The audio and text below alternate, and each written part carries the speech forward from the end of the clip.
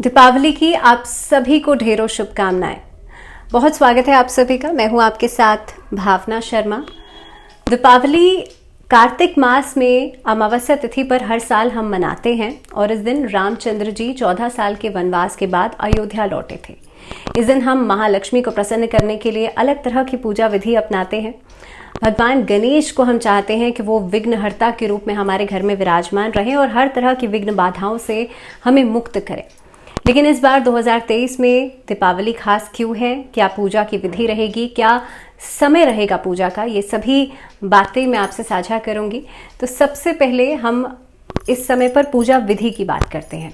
तो देखिए, आप देख रहे हैं कि मैं मंदिर में बैठी हूँ। मेरे घर में जो मंदिर है वो घर के उत्तर पूर्व की दिशा में है। तो सबसे पहला काम आपको क्या करना है कि अपने घर में उत्तर पूर्व की जो दिशा है, जिसे आप ईशान कोण कहते हैं या घर का नॉर्थ ईस्ट डायरेक्शन कहते हैं, वहां पर आपको एक लाल आसन बिछाना है, जैसे कि यहाँ पर मैंने बिछाया हुआ है। लाल आसन बिछाने के बाद आपको लक्ष्मी गणेश जी को वहां पर स्थापित करना है। तो देखिए, लक्ष्मी गणेश जी को जब आप स्थापित करते हैं ना, तो ये यहाँ पर बहुत इंपॉर्टेंट है डायरेक्शन।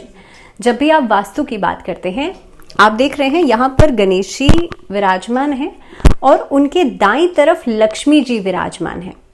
तो जो दायां हाथ होता है वो हमेशा माता का होता है। जो माँ लक्ष्मी है वो भगवान गणेश की माता है, इसीलिए भगवान गणेश के दाईं तरफ माँ लक्ष्मी यहाँ पर विराजमान है। इसी तरह से जब आप पूजन की शुरुआत करेंगे तो आपको कोशिश करनी है कि लाल आसन बिछा करके आप भगवान गणेश को स्थापित करें और उनकी दाईं तरफ माँ लक्ष्मी को स्थापित करें।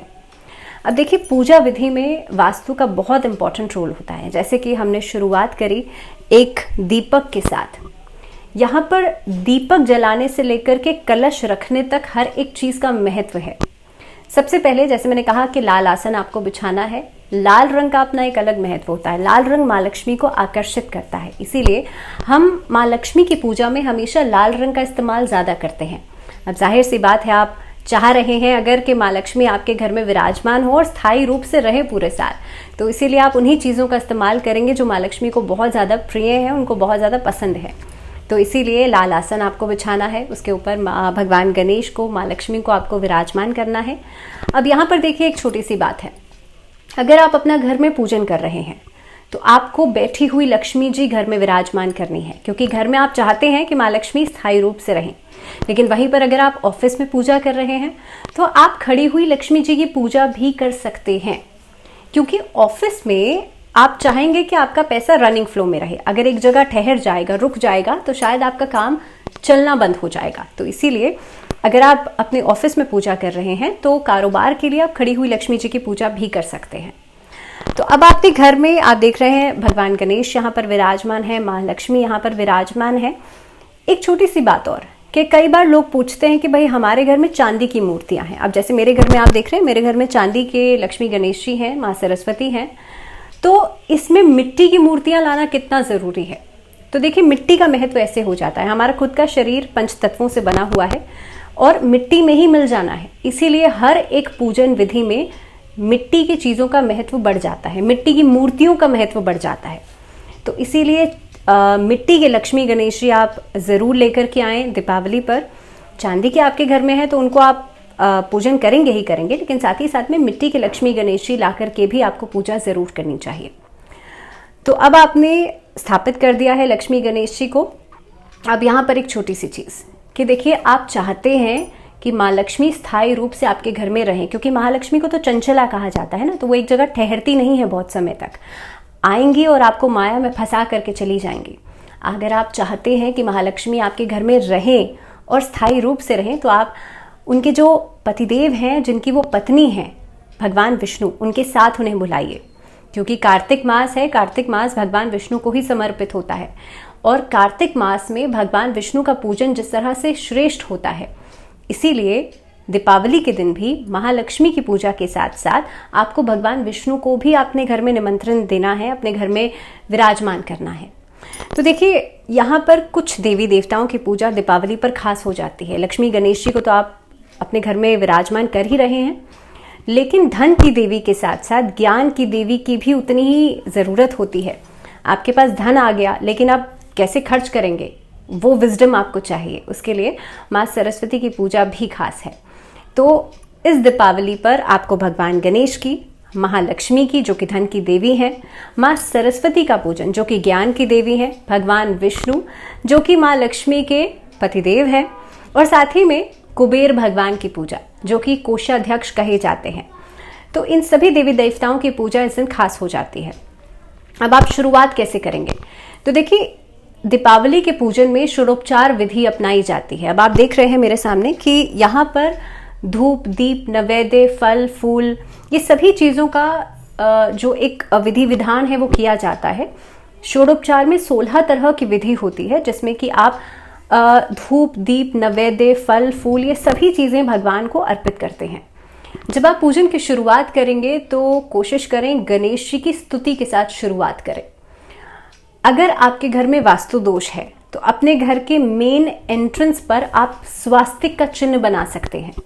स्वास्तिक का चिन्ह भगवान विष्णु का ही प्रतीक माना जाता है, और उसमें जो 4 बिंदियां होती हैं ना, वो रिद्धि, सिद्धि और शुभ लाभ का प्रतीक माने जाते हैं। जब आप दीपावली पर ऐसा करते हैं तो आपके घर में से वास्तु दोष खत्म होता है और हर तरह की नकारात्मक ऊर्जा खत्म होती है। इसके साथ साथ आप यहाँ पर जो आप देख रहे हैं, जैसे यहाँ पर मैंने थाली रखी हुई है जिसके अंदर दीपक रखा हुआ है, उस थाली पर भी आपको स्वास्तिक का चिन्ह बनाना है और उसके ऊपर आप दीपक रख सकते हैं। दीपावली की रात पर अखंड दीपक जलाया जाता है, यानी कि पूरी रात आपका वो दीपक जलेगा, और ये गाय के घी का दीपक होना चाहिए। अब देखिए, दीपक का अपना एक अलग महत्व है। दीपक का मतलब होता है अंधकार से उजाले की तरफ आप बढ़ते हैं। अमावस्या की रात गहरी अंधकार की रात होती है। अंधकार से उजाले की तरफ बढ़ने का मतलब ये है कि आप अज्ञानता से ज्ञानता की तरफ बढ़ रहे हैं, आपको नॉलेज मिल रही है। वहीं दूसरी तरफ यहाँ नकारात्मक ऊर्जा से सकारात्मक ऊर्जा बढ़ रही है। जैसे जैसे घी धीरे धीरे पिघलता है दीपक के अंदर, वैसे वैसे आपके अंदर का अहम पिघलता है और आप ज्ञानता की तरफ बढ़ते हैं। तो दीपक का अपना एक अलग महत्व होता है। दीपावली के दिन अखंड दीपक जरूर जलाना चाहिए। और हम जानते ही हैं कि माँ लक्ष्मी हमारे घरों में भ्रमण करती हैं और देखती हैं कि भाई किसके घर में ज़्यादा उजाला है, तो इसीलिए दीपक जलाना वैसे भी बहुत ज़्यादा ज़रूरी है। अब बात करते हैं कि भाई अगली विधि क्या होनी चाहिए। इसके बाद आप लक्ष्मी चालीसा का पाठ ज़रूर करें। अगर आपकी कोई मनोकामना है तो आप एक अखंड दीपक जलाएं और उसमें 2 लौंग का जोड़ा आप माँ लक्ष्मी को अर्पित करें, और उसके बाद लक्ष्मी चालीसा का पाठ 3 बार लगातार करें। ऐसा करने से आपकी जो भी मनोकामना है वो ज़रूर पूरी होगी। इसके बाद भगवान विष्णु का पूजन, जैसे मैंने कहा, बहुत श्रेष्ठ होता है। जैसे कि आप जानते ही हैं कि महालक्ष्मी जो होती हैं वो भगवान विष्णु से 10 दिन पहले जाग जाती हैं। तो दीपावली पर हम माँ लक्ष्मी का पूजन करते हैं और देवोठनी एकादशी पर भगवान विष्णु का पूजन किया जाता है। तो आप महालक्ष्मी की जब पूजा करेंगे तो आप लक्ष्मी चालीसा का पाठ करेंगे। इसके अलावा श्री यंत्र की स्थापना आप कर सकते हैं। इस दिन श्री यंत्र, जिस तरह से आप देख रहे हैं यहाँ पर, ये श्री यंत्र है, मैं यहाँ पर अभी स्थापित करूंगी। और श्री यंत्र आप स्थापित करके श्री सूक्त जी का पाठ जरूर करें। अगर घर में बहुत ज़्यादा आर्थिक समस्याएं हैं तो श्री यंत्र स्थापित करके श्री सूक्त जी का पाठ करने से आर्थिक समस्याएं खत्म होती हैं। तो आपको पूजन के दौरान श्री यंत्र की स्थापना करके श्री सूक्त जी का पाठ करना है। अब आप पूजा के दौरान महालक्ष्मी का पूजन कौन से मंत्र से करेंगे, तो आप मंत्र नोट कर लीजिए। ओम महालक्ष्मी च विद्महे विष्णु पत्नी च धीमहि तन्नो लक्ष्मी प्रचोदयात्। इस मंत्र में हम महालक्ष्मी को भगवान विष्णु की पत्नी के रूप में संबोधित करते हैं, इसीलिए दीपावली के दिन ये पूजन खास हो जाता है, ये मंत्र खास हो जाता है। अब आपको भगवान विष्णु की पूजा करनी है। विष्णु सहस्त्र नाम का पाठ कर सके तो बहुत अच्छा है, नहीं तो विष्णु चालीसा का पाठ आप जरूर कीजिए। और अगर आपसे ये भी संभव नहीं है तो ओम नमो भगवते वासुदेवाय, इस मंत्र के जाप से आप पूजा कर सकते हैं। इस दिन भगवान विष्णु को तुलसी पत्र जरूर अर्पित करना चाहिए। अगर आपके घर में शालिग्राम रूप में भगवान विष्णु हैं तो उन पर आप तुलसी पत्र जरूर अर्पित करें, क्योंकि देखिए कार्तिक मास है, कार्तिक मास में तुलसी पूजन बहुत ज़्यादा श्रेष्ठ होता है और दीपावली का दिन तो और भी ज़्यादा खास हो जाता है। तो शालिग्राम जी की पूजा तुलसी के बिना अधूरी मानी जाती है। तो भोग आप चाहे अर्पित कर रहे हो, चाहे आप पूजन कर रहे हो, तुलसी का महत्व उतना ही ज़्यादा बढ़ जाता है। तो तुलसी ज़रूर अर्पित कीजिएगा। तो जैसे मैंने आपसे कहा था कि इस दिन माँ सरस्वती का पूजन भी खास होता है, तो जो स्टूडेंट्स हैं यानी कि जो छात्र हैं वो इस दिन माँ सरस्वती को अगर कलम अर्पित करते हैं यानी कि पेन अर्पित करते हैं, तो ऐसा करने से उनको ज्ञान में बढ़ोतरी होती है, साथ ही में विद्या की प्राप्ति होती है। इसके बाद जैसे मैं आपसे लगातार कह रही हूँ कि माँ लक्ष्मी को कौन कौन सी चीज़ें प्रिय हैं, तो देखिए इस बार पूजा में आप गुलाब का इत्र ज़रूर इस्तेमाल कीजिएगा। आप इस बार कोशिश कीजिएगा कि श्रीयंत्र आप ज़रूर इस्तेमाल करें। इसके अलावा लक्ष्मी शंख का इस्तेमाल भी अगर पूजा के दौरान किया जाए तो उससे भी आर्थिक समस्याएं खत्म होती है और पैसे में बरकत होती है।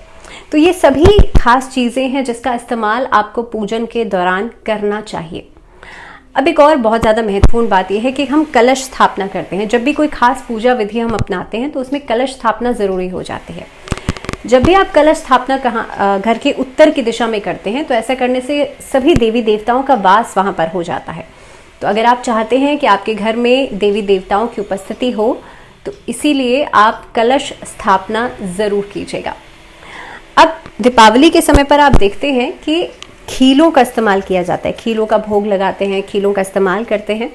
खीलों का महत्व क्या है? देखिए, जब दीपावली का पूजन आप कर लेंगे उसके बाद ये खीलें पूजा में अर्पित करने के बाद कुछ खीलें लेकर आप पूरे घर में बिखेर देंगे। घर के हर एक कोने में आपको बिखेरनी है और ऐसा करने से होगा ये कि घर में धन वर्षा होगी, घर में धन में वृद्धि होगी। खीलों का मतलब होता है खीलें फूलती हैं, इसीलिए इसका कनेक्शन सीधा सीधा आपके पैसे से माना जाता है। तो ये एक ऐसा उपाय है जिससे कि आपके घर की आर्थिक स्थिति मजबूत होगी, बेहतर होगी।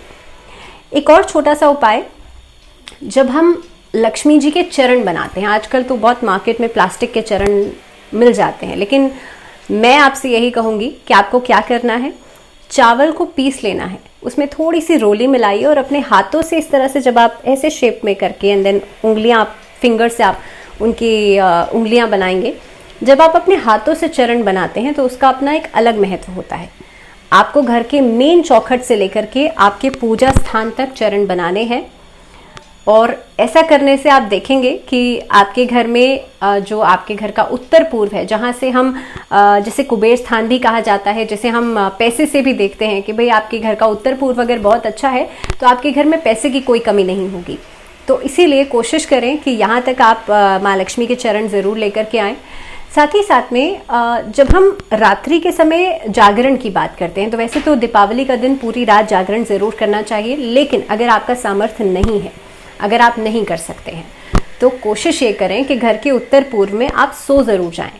रात के समय अपना शयन कक्ष में ना सो करके आप घर में मंदिर में अगर सोते हैं, क्योंकि जैसे मैंने आपसे शुरुआत में कहा था कि महालक्ष्मी भ्रमण करती हैं और जब वो भ्रमण पर होती हैं तो जाहिर सी बात है आप किसी को बुला रहे हैं घर में तो अटेंडिंग के लिए कोई तो होना चाहिए ना।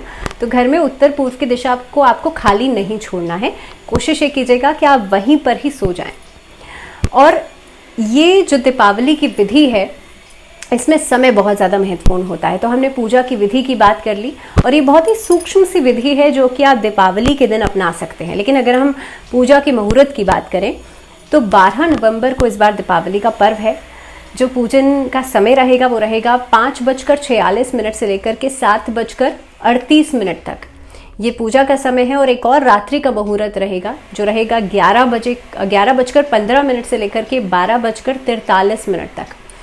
तो ये दोनों ही समय पूजा के लिए बेहद खास रहेंगे। जब हम रात्रि का पूजन करते हैं तो हम मंत्र साधना के साथ करते हैं। तो कोशिश करें, अगर आप घर में जो गृहस्थ जीवन में जो लोग पूजा कर रहे हैं वो शाम का समय ज़रूर अपनाएं। और अगर आप किसी तंत्र या मंत्र की सिद्धि के लिए पूजा कर रहे हैं, क्योंकि अमावस्या तिथि बेहद खास मानी जाती है मंत्र सिद्धि के लिए, तो अगर आप किसी मंत्र की सिद्धि चाहते हैं तो वो आप रात्रि के समय उसका पूजन कर सकते हैं। तो ये पूजा की विधि है। मैं आशा करती हूँ कि दीपावली का ये त्यौहार आप सबके जीवन में खुशियाँ लेकर के आएगा, आप सबके जीवन में धन की वर्षा करेगा। फिलहाल मुझे दीजिए इजाज़त। एक बार फिर से आप सभी को दीपावली की बहुत सारी शुभकामनाएं। दीजिए इजाज़त, लेकिन जुड़े रहिए चैनल के साथ। नमस्कार।